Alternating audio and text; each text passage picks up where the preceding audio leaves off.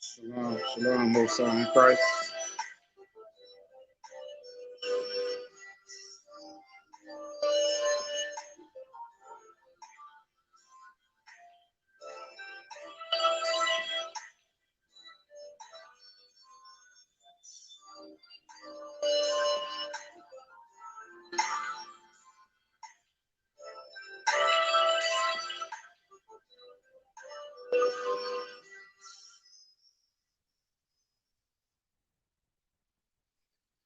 Shalom, shalom, Most High in Christ. Shalom, Most High in Christ. I'm your host, Amanda Judea, here at One Nation Israelite School, or Israelite Hall, whichever you prefer to call it. In just a minute, we'll be starting up. Shalom, shalom. Shalom, shalom, shalom. Shalom, Most High in Christ. Shalom, Most High in Christ.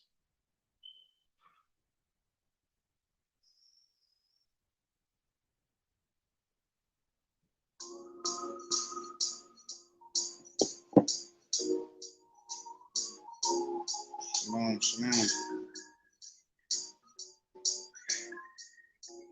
Welcome back to another Sabbath class.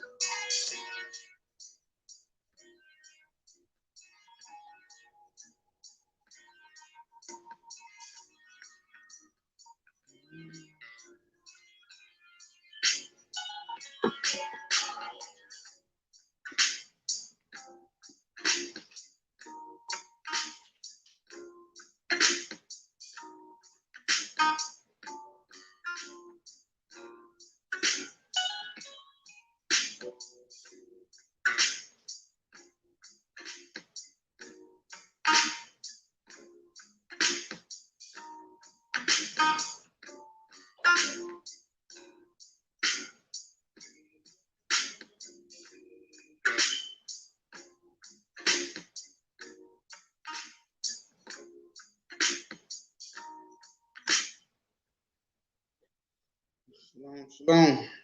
Welcome back. Rocking with One Nation Israelite School. Yes, live in effect. We got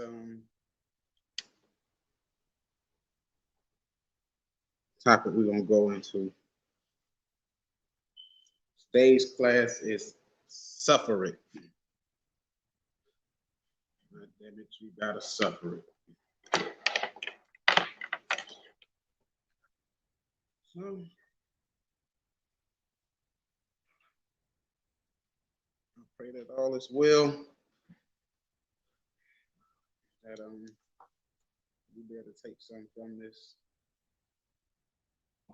that'll help us make it through our day-to-day lives. But before we do it, we need to make sure the sound is nice and crisp. Make sure the sound is nice and crisp. Sound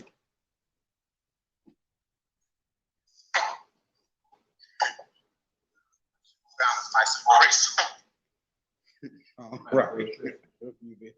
Who is in here then? Shalom, Most High in Christ.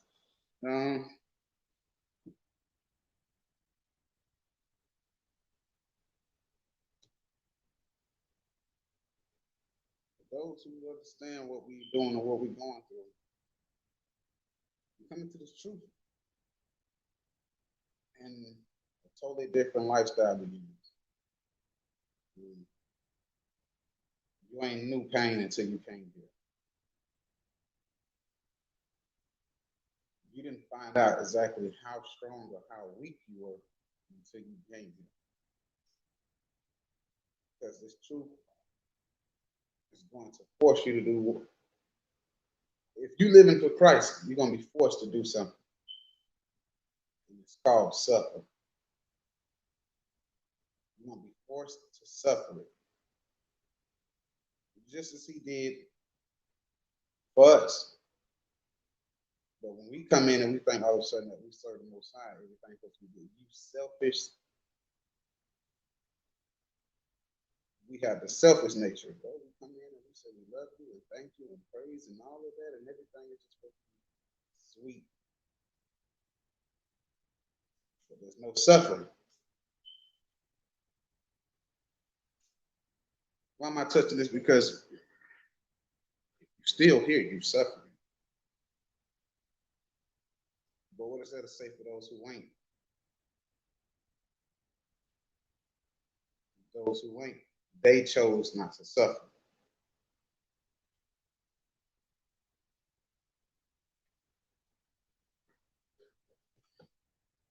Let's just get to scriptures because I can't put it all in the words. Let the class tell itself. Let the scriptures tell itself. Let's open up. Let's start Romans chapter 15. The things that are written.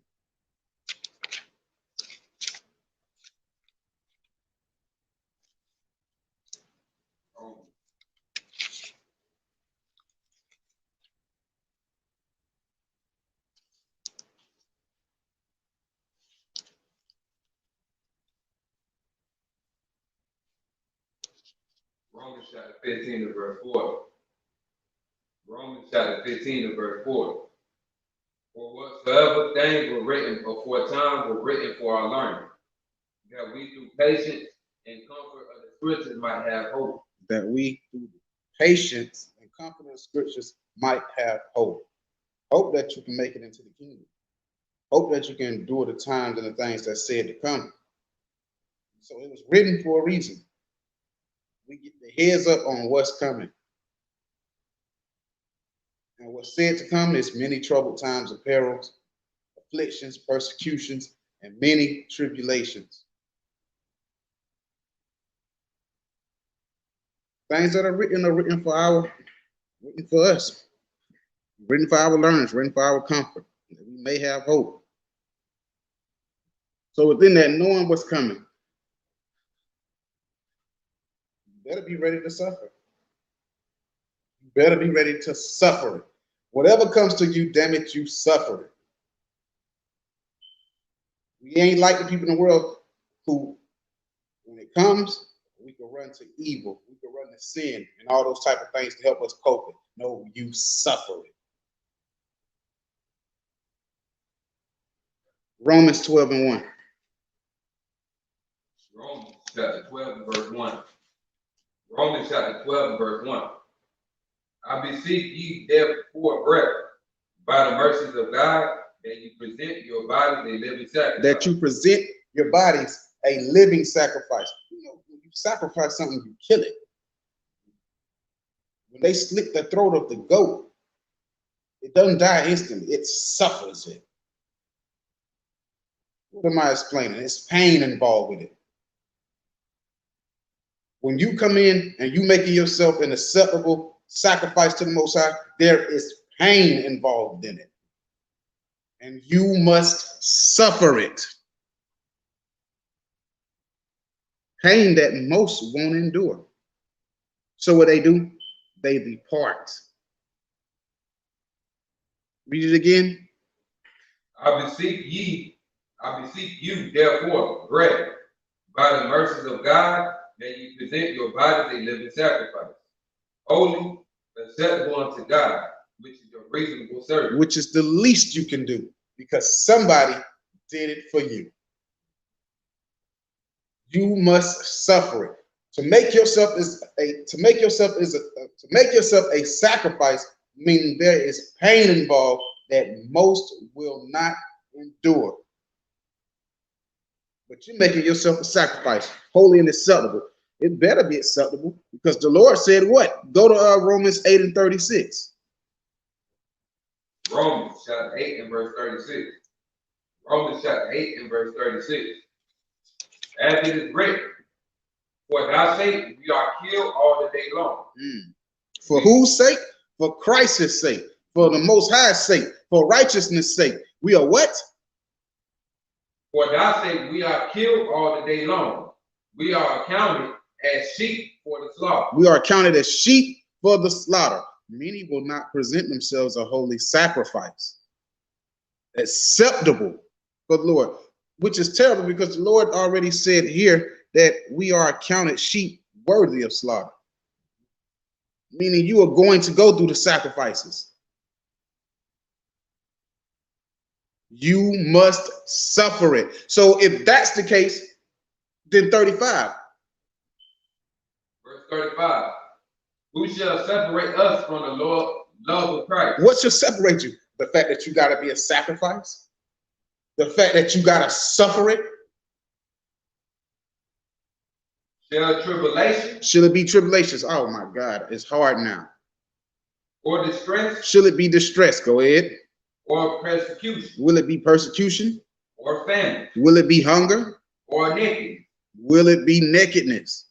Or peril? Or will it be dangerous? Or sword? Or will it be just exactly what a sacrifice is? Death.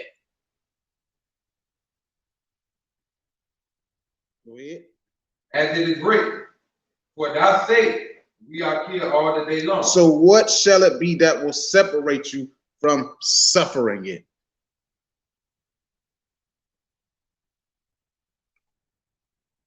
You must be ready to sacrifice. You must be ready to suffer it. Shalom, shalom. You must be ready to sacrifice. You must be ready to suffer what's coming, because someone did it to you. Or, what did I say earlier? There's something involved with being a sacrifice, presenting yourself to Christ. There's something involved, and it's pain that most won't endure.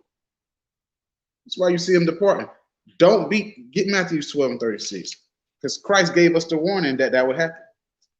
That many will not sacrifice themselves and not make themselves holy sacrifices. How did he say it? It's symbolic the way I'm gonna tie it in, but how did he say it? Get that Matthew 12. I said 12. Matthew 26 and 34. Matthew chapter 26 and verse 34. Matthew chapter 26 and verse 34. Christ said unto him, verily I say unto thee, that this night before the cock crows, thou shalt deny me thrice. The Lord said that this night before the cock crows, you would deny me thrice. Now, understand this. The cock crows, letting you know that nighttime is over, sleep time is over, get up. When the cock crows, it's letting you know that the sleeping time is over. It's time to get up. Symbolic to, if you look at today, the cock crow is when the trumpet blows, when Christ returns. Just as he said they would deny me before the cock crows, symbolically today, our people will deny Christ. They will leave the truth. They will leave their standing ground before the cock crows. Before what? Christ's return. Because many will not suffer it. So before the return of Christ, many will walk out and deny Christ openly.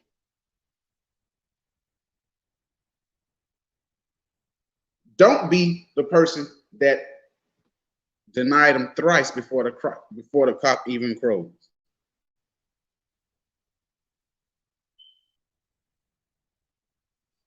Jump. Let's go to Acts real quick. Before the cock crows, you will leave before the cock crows. Damn it, you better suffer it. Acts 5:30. Because someone suffered for you. Acts chapter 5 and verse 30. Acts chapter 5 and verse 30. The God of our fathers raised up Christ, whom he slew and hanged on the tree. Go ahead. Him hath God exalted with his right hand to be a prince and a savior, for to give repentance to Israel. So here we read about Christ being a sacrifice, him dying, going through pain, dying, being hung to a tree. And forgiveness of sins. For who did he do that for? Go ahead. And we are his witnesses. No, read 31 again. Him hath God exalted with his right hand to be a prince and a savior, for to give repentance to Israel. Who is Israel? Get me Matthews 1 and 21. Matthew chapter 1 and verse 21. And she shall bring forth a son, and thou shalt call his name Christ, for he shall save his people for their sins. He shall save his people from their sins. So when we read what happened to Christ, it wasn't nothing about what he did. He did that specifically for us. So Christ suffered it for us.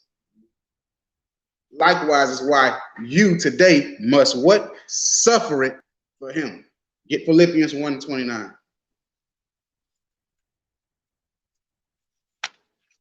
Philippians chapter 1 and verse 29.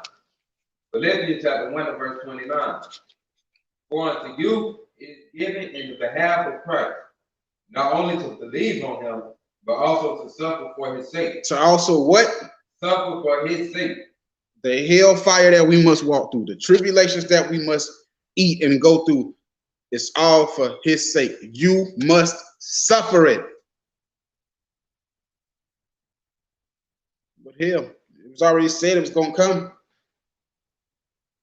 Many of us are just not going to endure it. That's why it don't matter how many scriptures we read, don't matter how many Passovers you attend, how many Sabbaths you don't went to, somebody is going to at some point say, this is too much suffering. You selfish son of a bitch. It's too much suffering. But for his sake, you better do it. You better do it for his sake. It might be for your sake as well when the end time comes. But we are to present ourselves a living sacrifice, and sacrifices go through pain. Let's go back to Matthew 26. Christ did it for us.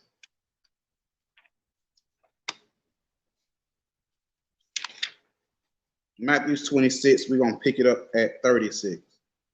Matthew chapter 26 and verse 36. Then comes Christ with them unto a place called Gethsemane, and said unto the disciples, sit ye here, while I go and pray yonder. And he took with him Peter and the two sons of Zebedee, and began to be sorrowful and very heavy. Right, because Gethsemane is a place of agony, a place of mental or spiritual suffering. So as Christ gets down to this point, what happens is Christ becomes sorrowful. He's starting to, the emotions and the suffering is starting to bear upon and where it no longer could be hidden. But guess what? We suffer. Same thing with us. We get to those points where we start pausing in our speech. We start putting our hands up. You know, we try. It's to the point where we can no longer cover what we holding.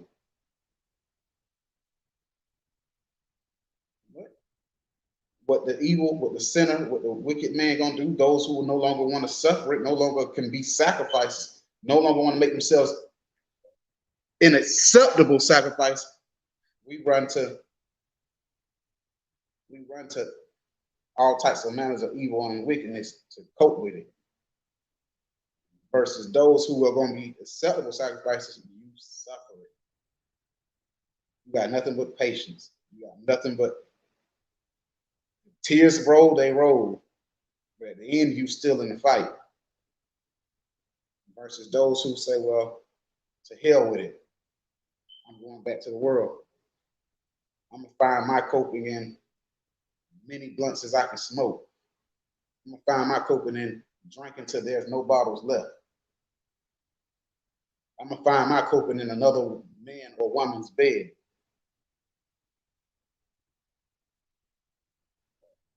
Christ is here.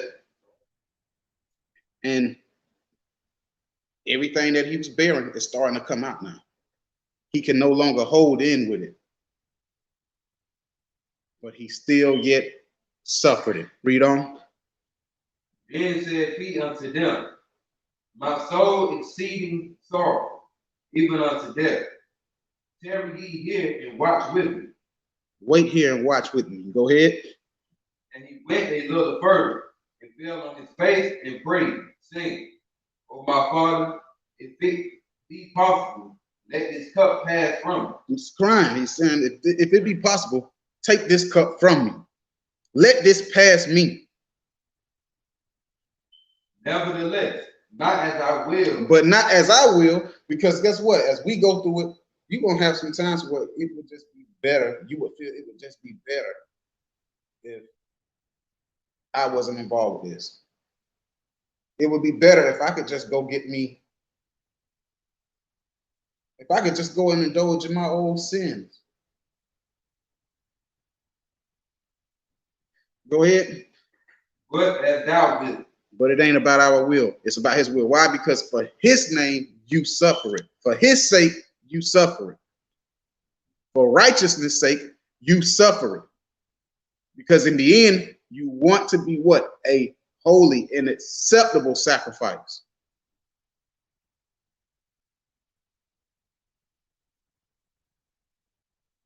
Go ahead. And he cometh unto the disciples and findeth them asleep, and said unto Peter, what? Could ye not watch with me 1 hour? Watch and pray that ye enter not into temptation. That's what we say to the brothers and sisters who departed on us. That's what we say to the brothers and sisters who departed on us. Could you not watch with us for an hour? Could you not watch with us for an hour? The time is hard, I know. The fight gets hard, I know. It gets burdensome. You're trying to carry the burden. You're trying to walk through it, but could you not watch with us? You leave us. You betray us in the time of trouble. Could you not be? We are supposed to be holy and acceptable sacrifices, and that comes with pain.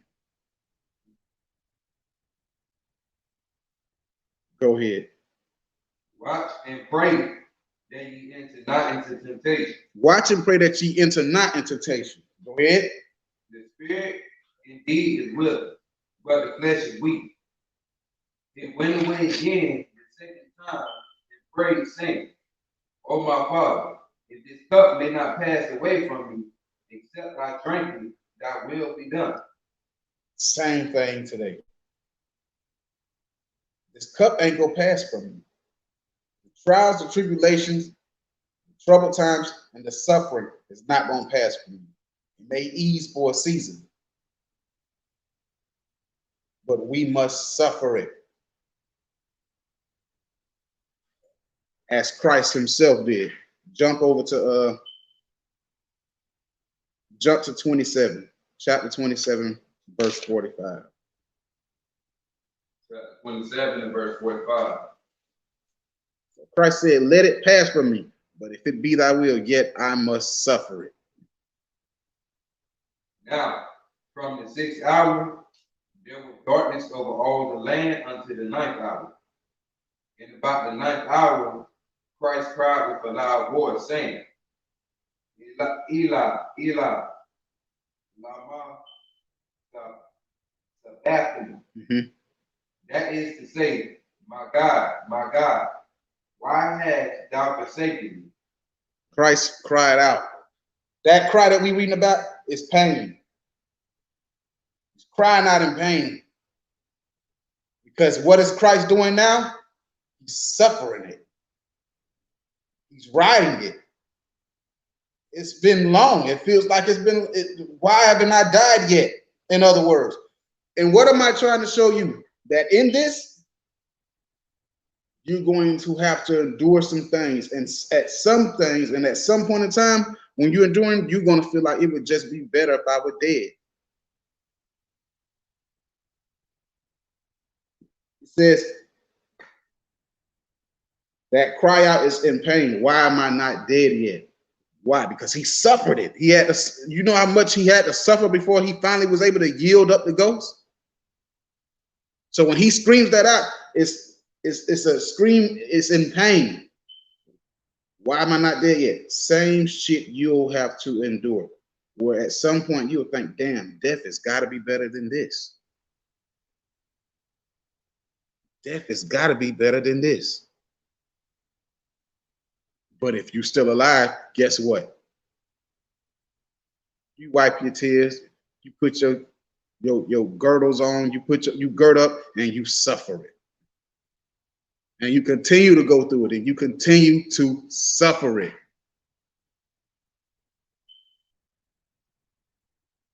Jump to 50. Verse 50. Christ, when he had cried again with a loud voice, yielded up the ghost. And then he was able to yield up the ghost. Then he died. But before he died, he went through a long, torturous ride. A long, torturous ride. He had to suffer it. And it wasn't nothing that he did. He did it for who? You. So the same thing that he went through and the suffering, that something that he didn't do, it's the same way now that you come in here, you must deny yourself. You must deny all the shortcuts and what we would call shortcuts, which was wicked ways. We must deny all of it and ride through whatever pain we going through, and ride through whatever tribulation we going through, and ride through whatever affliction we go through, whether it be the loss of money, whether it be the loss of job. Some of you going to lose your wife. Some of you going to lose your husbands. Some of us, it's a part of the walk. We're going to lose family. We're going to have to suffer it. Why? Because at the end of the day, we can't go do anything that will help us in the world cope with it. We suffer it righteously. That's why even when the scriptures say what when things are good, we know it's easy to glory, right? We got the new moon and the parties popping. It's easy to glory in his name. But when them layoffs come, hard times come, tribulations, we can't run back to the marijuana. We can't run back to the excess of drinking. We can't run back to whoremongering. We can't run back to thieving and stealing and whatever we used to do to get by and cut them corners. You know what I'm saying? How we used to cut them corners every now and then. We can't do none of that. We must suffer it. So though we glory, it's easy to glory then, but what about in tribulation? Get that Romans real quick, 5 and 3. Romans chapter 5 and verse 3. Romans chapter 5 and verse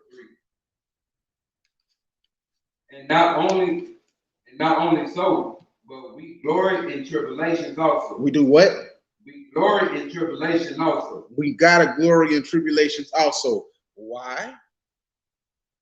Knowing that tribulation worketh patience. So you better be able to suffer it. God damn it. Why? Because woe to them who lose patience. Precept, Sirach 2 and 14. Sirach chapter 2 and verse 14. Sirach chapter 2 and verse 14. Warn to you that have lost patience. And what will he do when the Lord shall visit you? Because you left before the cock crowed. Your patience wore thin before the cock crowed. You are the one that denied Christ thrice before the cock crowed. As it was, everything that is written for our learning. That through the scriptures we might have hope and comfort. You lost patience. Well, how does your patience grow? I tell you how it grows, by suffering through tribulations. When it's situations where we can't do absolutely nothing to change it, but wait on the Most High. Just like the pain that we feel when we go through things. Some things you could take a pill for it. You got a headache, you could pop an ibuprofen 800 and it might help you.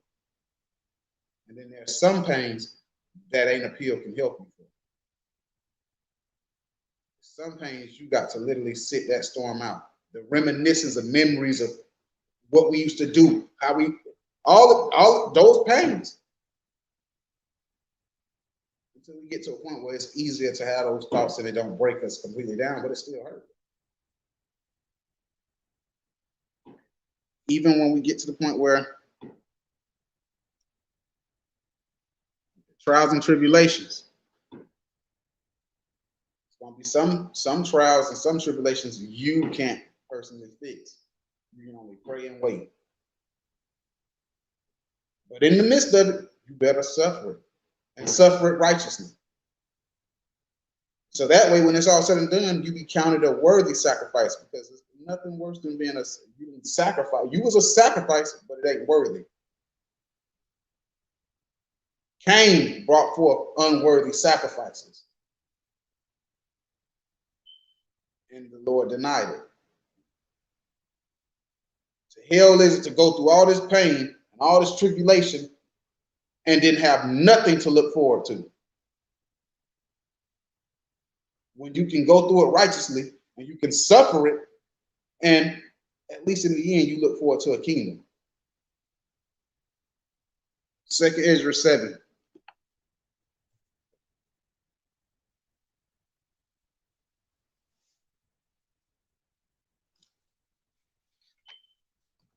Just give it to you straight, man. Life is full of, life at times can feel like bullshit. Feel like you're getting dealt nothing but bullshit cards. And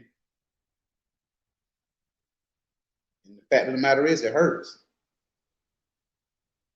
But we know that tomorrow you get a new hand. The Lord spares our life, we get another hand.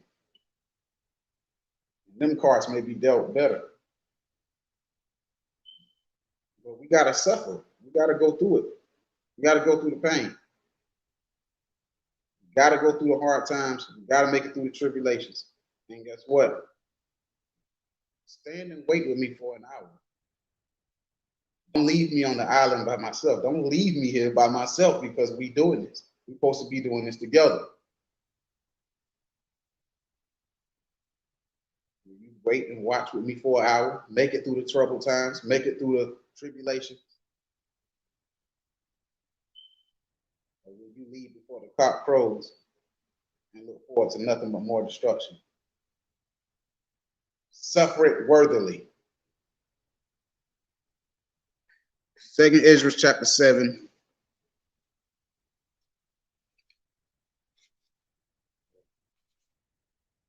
I'm in the wrong book. 2 Ezra chapter 7 and get verse 18. 2 Ezra chapter 7 and verse 18. 2 Ezra chapter 7 and verse 18. Nevertheless, the righteous shall suffer straight things. It says the righteous shall suffer straight things. Straight means hard, difficult. We will suffer straight things. Hold that. Get verse 12. Verse 12. Then were the entrances of this world made narrow, full of sorrow and travail. They are but few and evil, full of perils and very painful. Very painful. So it's telling you up there what we're going to be going through. But guess what? The righteous must suffer these. To suffer something means to endure it for that time. So the righteous must suffer hardship, pains, dangerous times, painful times. As Christ did when he cried out on the cross, why am I still alive? Why are you forsaking me? Why are you dragging me through this? In other words.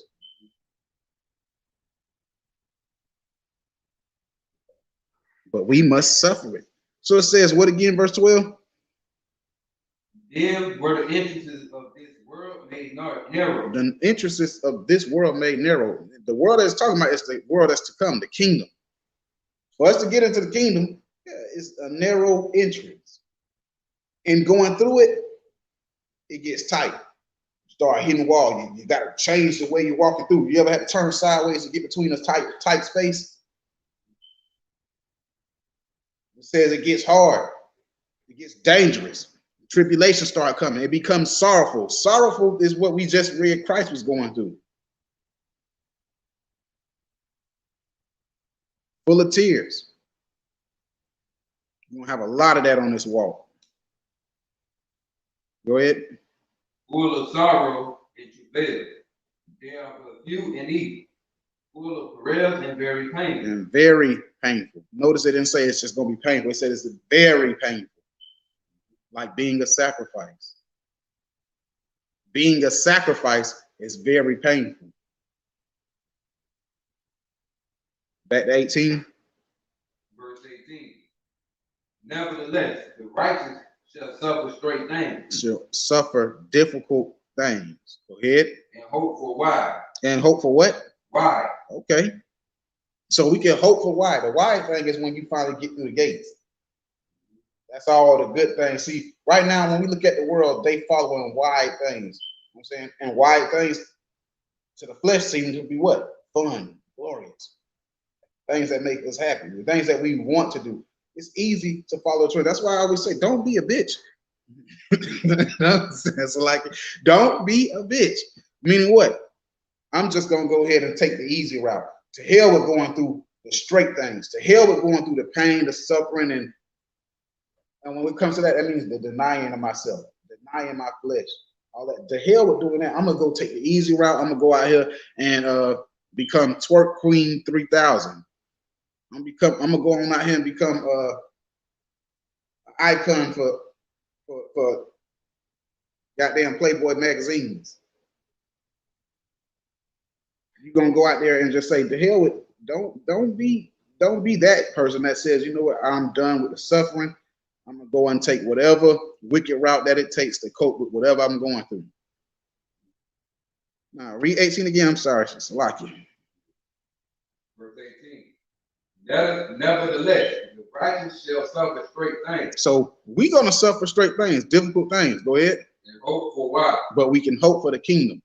But on the flip side, for they that have done wickedly have suffered the straight thing. Meaning, you know, one of the craziest things we say often, and sometimes it do seem true. We always say, man, the wicked, they going through life and everything seems good, and all it does from the outside because you ain't a part of the party no more.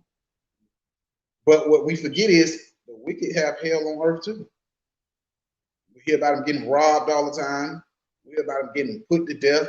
We hear about them scamming and going in and out of jail. We watch the wicked suffer. We just don't really pay it in mind because it looks like what they do is fun. So guess what?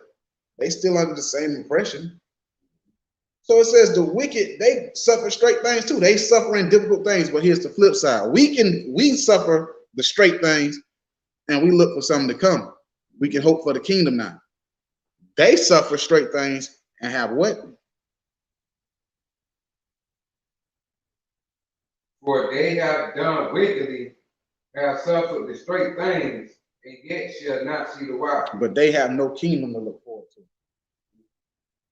So they suffer as we suffer. Only thing is, we wear it patiently. Only thing is, we do it righteously, knowing that there's a kingdom to come. They suffer it, and then they go into eternal damnation. They have nothing to look forward to, which is why you better make yourself what? A sacrifice that is holy and acceptable. We suffer it. We suffer it. And we suffer it in the most hardest way because we don't find evil ways to cope with it. It just gets harder and it gets harder. And then what the Lord say, at one point, I'm going to give you a break because I'm not going to give you more than you can bear.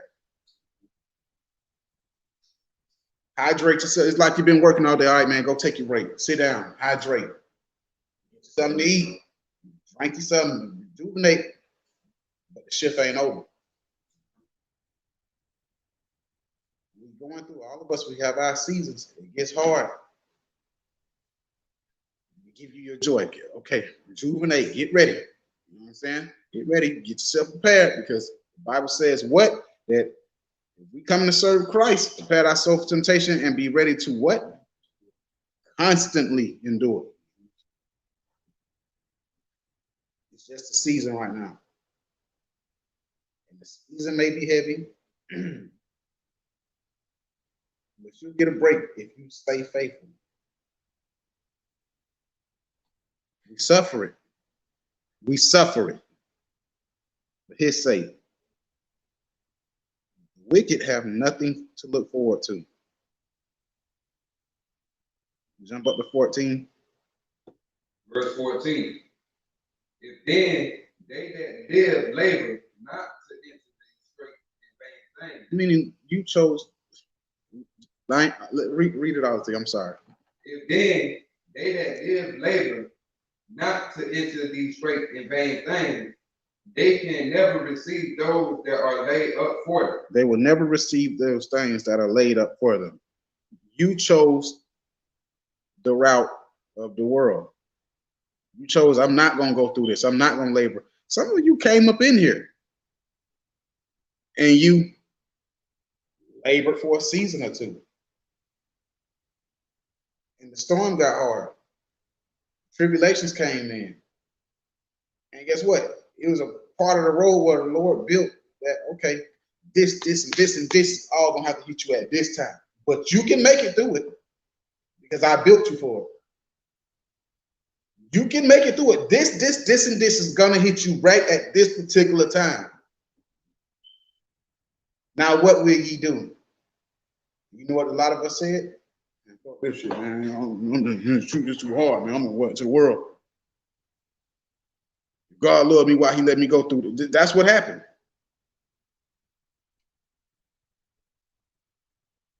And then some of us shed our tears on the road.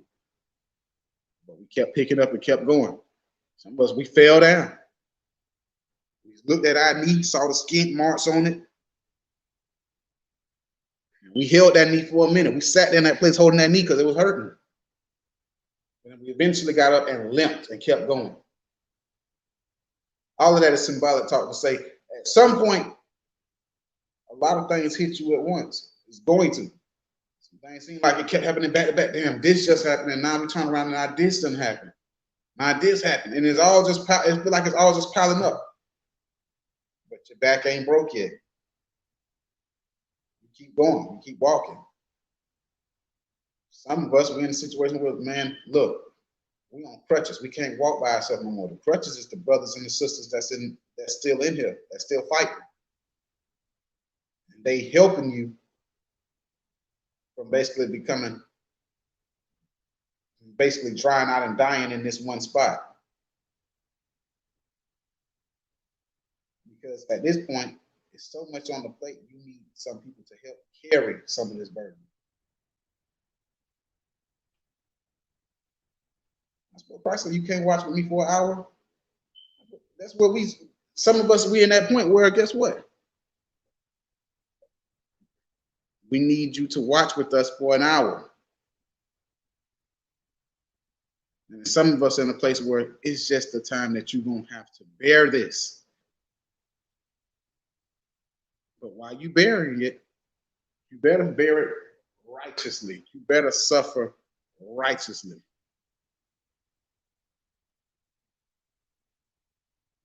Because those who choose other words, you choose the other route, you have nothing to look for.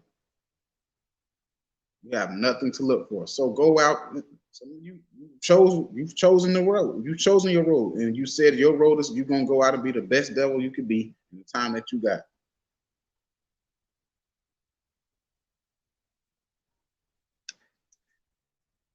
But if you're gonna make it, you better be ready to endure.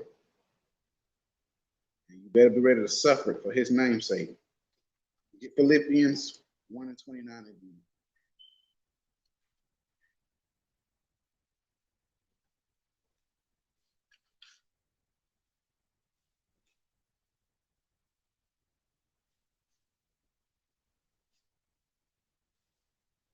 Philippians chapter 1 verse 29. Philippians chapter 1 verse 29. For unto you it is given in behalf of Christ, not only to believe on him, but also to suffer for his sake. For his sake, it was given to you to be able to suffer for Christ's sake. Get Acts 5:41. Acts chapter 5 and verse 41. Acts chapter 5 and verse 41. And they that departed from the presence of the council. Right now we are in the council. You may leave from the presence of the council, and what happens? Rejoicing that they were counted worthy to suffer shame for his name. They were counted worthy. You should rejoice that you are counted worthy to suffer for his name. We must get to the point where we understand that, damn, it's hard. But if you wasn't suffering, you might not be in this thing for real. Because at some point, they all had to suffer. They all had to be tested. We all had to suffer.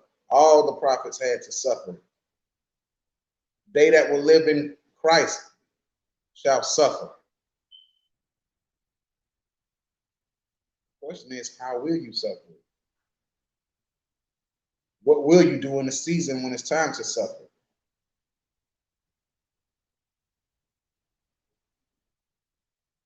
Because this is not what? It's not a right. It's not a 100-meter yard. It's not a 100-meter dash.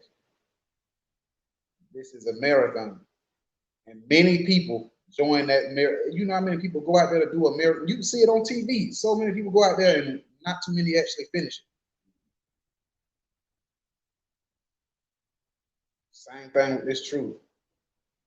Come in, you expect, you think you're gonna finish it. You think you got the keys. You would think the teaching is the foundation. And in the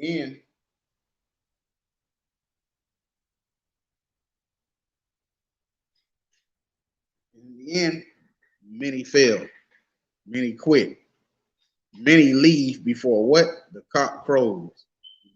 Symbolic to they don't pass the finish line. So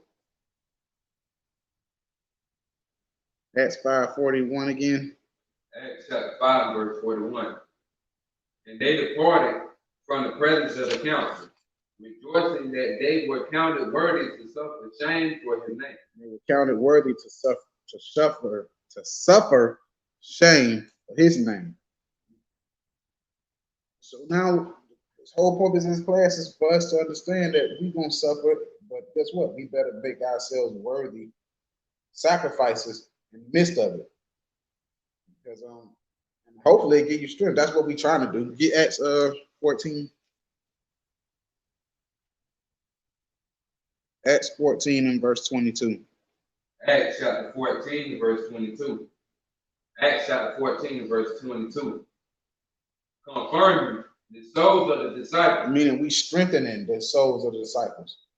strengthening the souls of our brethren, strengthening the souls of our sisters, and exhorting them to continue in the faith. to continue in this faith. Damn, it's hard, but we strengthening the soul and telling you to continue in the faith. Go ahead. And that we must through much tribulation. Through much who? Tribulation. Go ahead. Enter into the kingdom of God. Through much tribulation, we must enter into the kingdom of God. But don't leave me within an hour. Don't leave me before the cock crows. Don't be the one that gave up, who lost patience, who didn't think you deserved whatever came, who said so much stuff came, it broke you, or I just couldn't bear it. When we know that what? The Lord ain't gave us nothing more than we can bear. It just feels that way for the moment. Because the Lord needs you to be stronger for the next test that may come. The Lord wants to be able to glory and brag upon you. Because right now, Satan is up there saying, I bet you I'll make her person. I bet you I'll make him person. That's what Satan is saying. I bet you I could make them spit in your face openly to the world.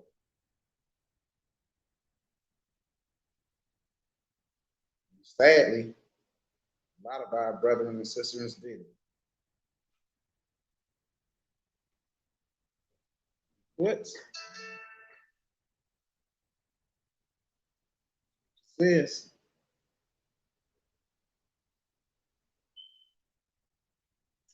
make them curse thee to your face, put you to an open shame. Read that again.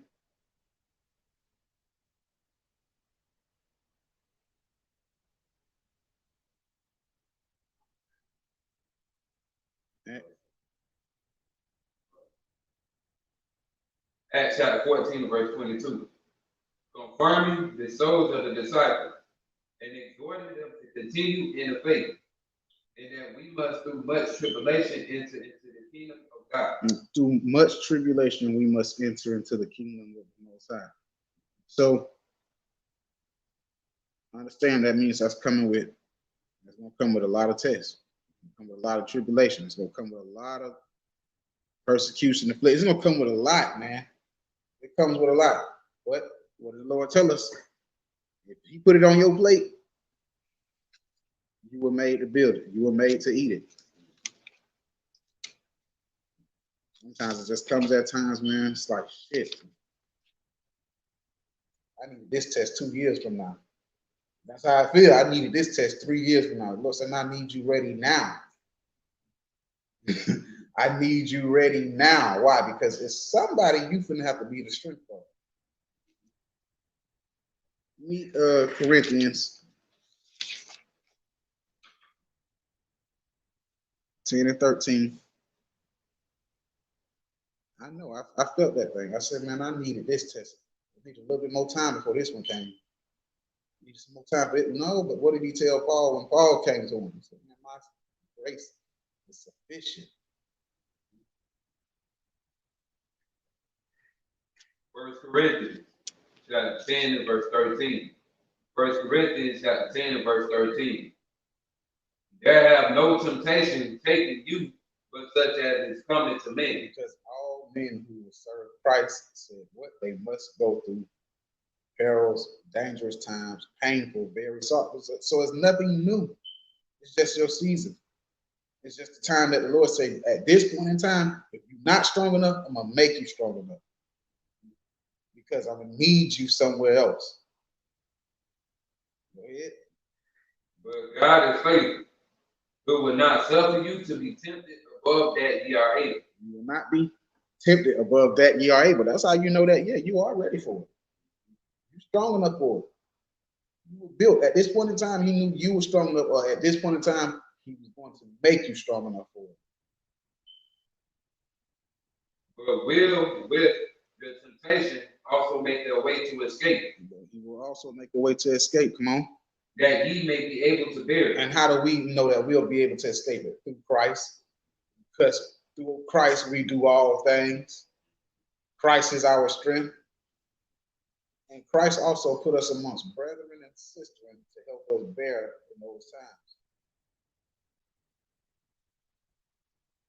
Go ahead. Read it again. They have no temptation taking you but such as is coming to man.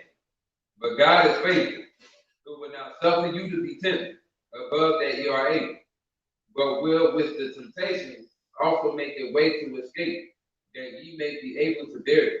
That you may be able to bear it. So now,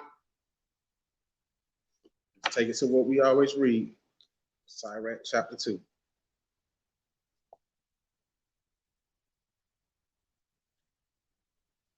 Sirach chapter 2 and verse 1. Sirach chapter 2 and verse 1. My son, if thou come to serve the Lord, prepare thy soul from temptation. Set thy heart aright and constantly endure. And make not haste in time of trouble. When things go bad, when things seem like it can't get no worse, don't make haste. Don't be so quick to fall. As a fact, jump down to verse 7. Verse 7. Ye that fear the Lord, wait for his mercy. Wait for his mercy. Go ahead. And go not aside, lest ye fall. Which is what you see happening. People dropping before the crop grows. They going aside, and what we see, having great falls. Having great falls. Verse 6. Verse 6. Believe in him, and he will help you. Believe in who? Believe in him, and he will help you. Hold that. Verse 5. Verse 5.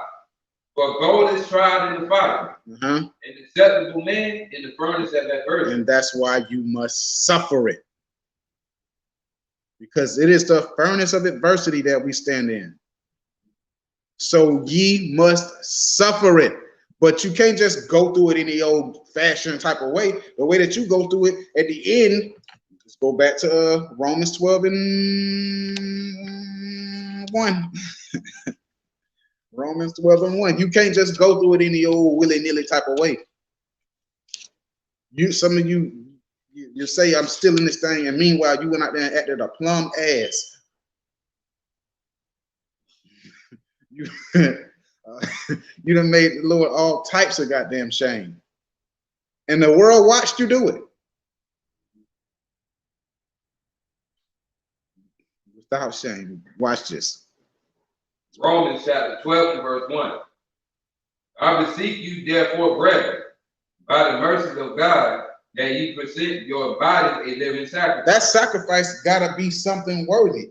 Even the Lord told you, when he said, bring me the lamb, he said, bring me the perfect one. I don't want no blemish. Don't nobody want you. You come up in here, you done cook some food, and it don't look like it's seasoned. It don't smell good. It don't taste good. Don't nobody want to eat that bullshit. Nobody want to eat that. But yet, our sacrifice, I'm still in the truth, you know, but you don't went out there and acted a plum ass. The Lord don't want that sacrifice. The sacrifice he wanted was supposed to be without blemish. So in the midst of our hard times, you cannot just come and say, oh, I'm still in this thing. No.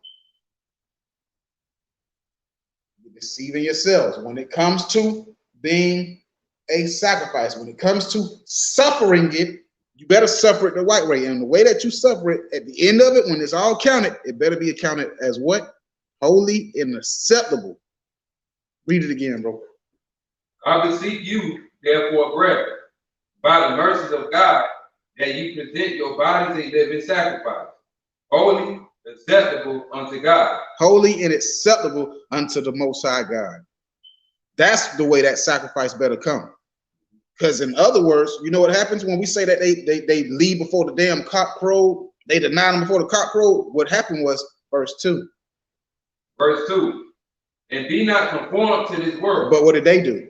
They conformed to the world. They put Christ to an open shame. You gave up. You didn't account the punishment worthy of the reward that's coming. When the Lord had already told us, go back to Sirach 2, verse 5. Sirach chapter 2 and verse 5. For gold is tried in the fire. Are you gold? Are you gold? Go ahead. An acceptable man in the furnace of adversity. That you must stand in the furnace of adversity. The Lord had already told us that. So when you come to serve him, prepare your mind for temptation. Prepare yourself for temptation and be ready to constantly endure. Be ready to constantly endure. In other words, gird the hell up and be ready to endure, because whatever comes, you can't break now. You can't break now. You better suffer it, but you better suffer it righteously. Why? Because Christ could have easily escaped and nobody would have seen him. Christ said, I could have called legions of angels and been about this, and you be to yourself. Christ even prayed and said, let this cup pass from me. But in the end, when we keep on reading, at some point we hear Christ asking, why are you forsaking me? I mean, why are you letting me just go through it? Like, I should have just died when it started. But Christ had to sacrifice and go through it and deal with the pain, even to the point where, imagine going through all that hell and they put vinegar on a sponge and put it up to your mouth. That's how they try to rejuvenate you, with vinegar.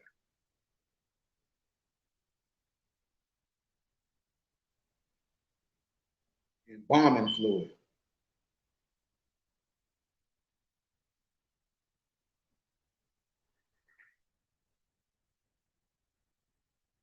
You must suffer it righteously.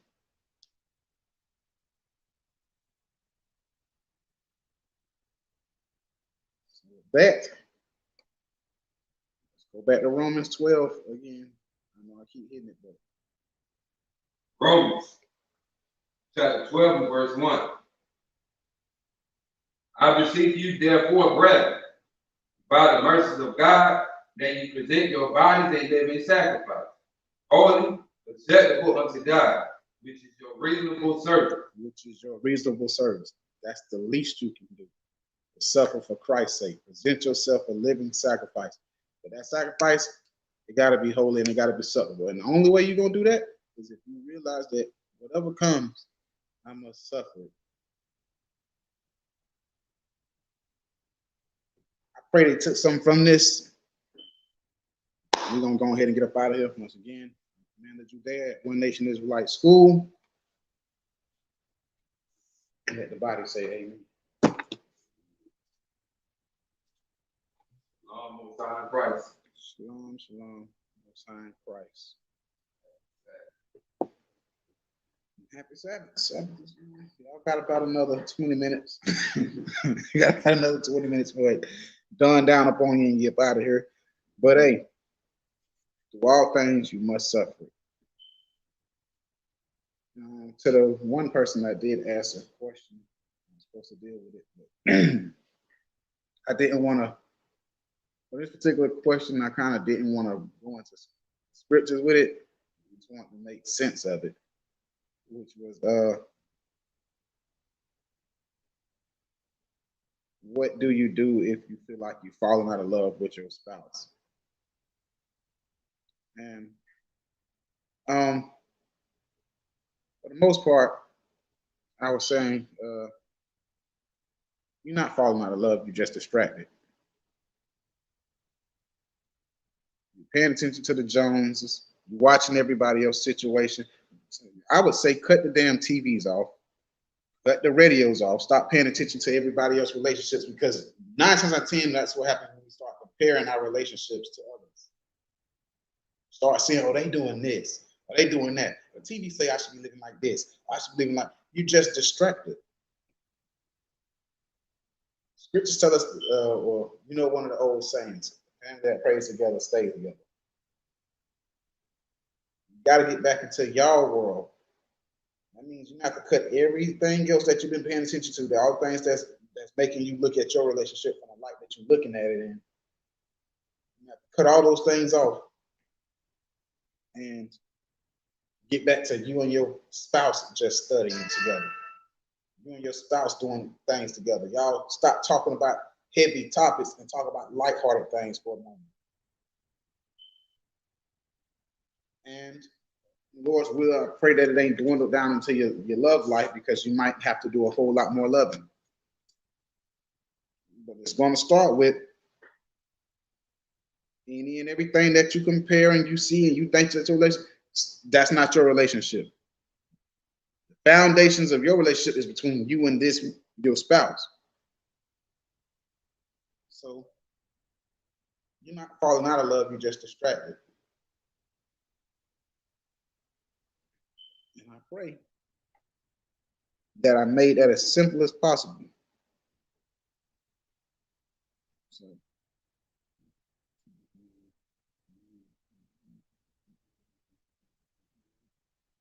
exactly. It's easy to lose sight. Exactly. And that's why a lot of times you got to cut things off and get back to just dealing with you and this particular your spouse.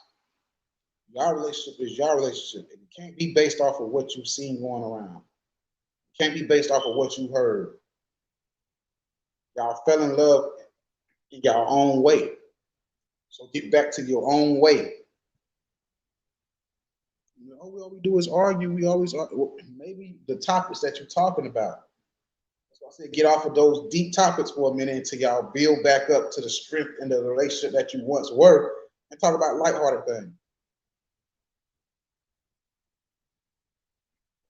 So it's never a factor, because if you love somebody, when two people find love, love ain't just something that just escapes. It ain't something that just escapes. Lack of communication, accountability will make you believe it's worse than it is. Speaking from this, that's what it is. Just to God honest truth. So I pray that y'all take something from this, man. You're not falling out of love. Love don't just escape like that. Not when it's real. Now, if you're gonna sit here and say, well, we got to get off lust and all that, okay, that's one. But most of the time, real love don't just escape like that. It normally comes from distractions. It normally comes from distractions. So cut off all the distractions and build on what y'all had.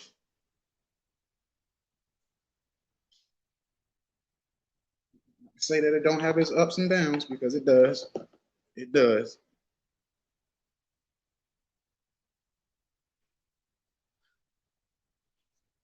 Sign Christ. With that, I say shalom. Happy Sabbath. And Lord's will, we have y'all with us again next Sabbath. Amen. And that's also a true statement before I get up out of here. Real love is not easy, but it's very obtainable and very manageable. It's not easy, because everything has its season.